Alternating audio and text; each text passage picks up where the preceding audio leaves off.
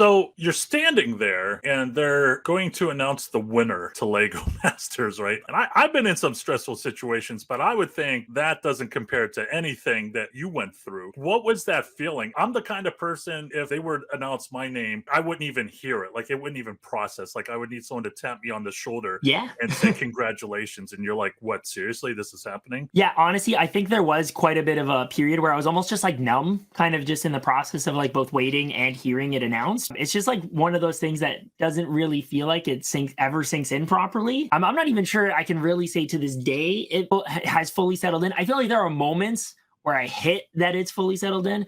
I think like when I went to the interview room kind of after the fact, like that's when sort of emotionally like it caught up with me and like it kind of hit me like, oh my gosh, this actually is happening. Like this crazy thing I've been working towards for a few years now, like actually worked out somehow. And then there were other moments too, like when I got to have some friends and family together for watching the finale. And like having their reaction for that, like was one of those other like, oh my gosh, wow, this is a thing that actually took place.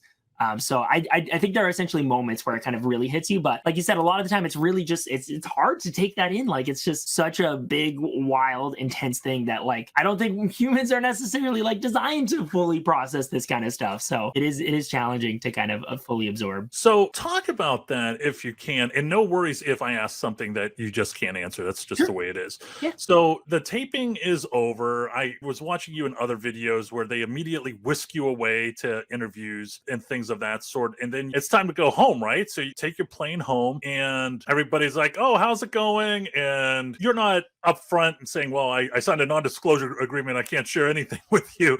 But at the same time, did you have the opportunity to say, hey, this is an episode that you really should bring some champagne to? So sort of, yeah. So I sort of found a workaround for how I could avoid making more of a deal out of it than like essentially I didn't want to give anything away, of course, but I did want to make sure I let people know like, hey, you should definitely check this out, or you should come and watch this with us. I had the opportunity to invite quite a few friends and family to watch. So, but I told them that all the finale teams were doing this. And it was something we had like all worked on setting up together so we could all have our friends and family celebrate the finale. So that was kind of my clever way of, disguising why I wanted to get so many people together, is that we were all doing it, even though we weren't actually all doing it.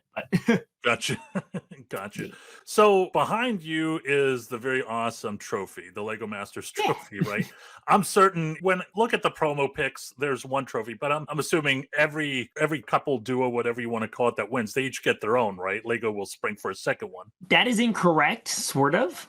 Okay. Very interestingly, so for the first two seasons, it worked out that they really only needed one trophy. The first team was a couple, so they lived together. There's not really a need for them to have two trophies. So I think they just decided to go with one. And although I think there's a little bit of a story there, I know Tyler shared some stuff. So you can look around online and find more info on some fun stories behind that. And then Mark and Steven, brothers, again, they live together. They work at the same store. I think they actually have their trophy on display at the store they work at. Okay. Because it's a Lego-based store, so it's very fitting and very fun. But so I think me and Steven were the first winners, at least in the US. I can't speak for other countries, unfortunately, that were like very separate. Like we're friends, but we actually live on opposite ends of the country. So there's no feasible way for us to sort of share the trophy, but we did only get sent one trophy off the bat. So, we were originally sort of planning like, okay, I'll take it for a few months, you take it for a few months.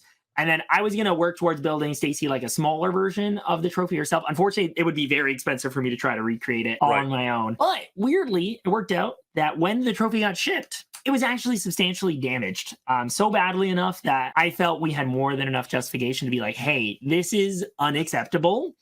Can we get another one? And luckily they were immediately like, yes, we're so sorry. This is totally not okay. We're going to get another one built for you guys immediately. And luckily the first trophy, while it was severely damaged, it was salvageable enough. So I was able to get it repaired. And so now me and Stacy each have our own trophy. So it's super duper awesome that it worked out, that a broken build allowed us to have a second trophy.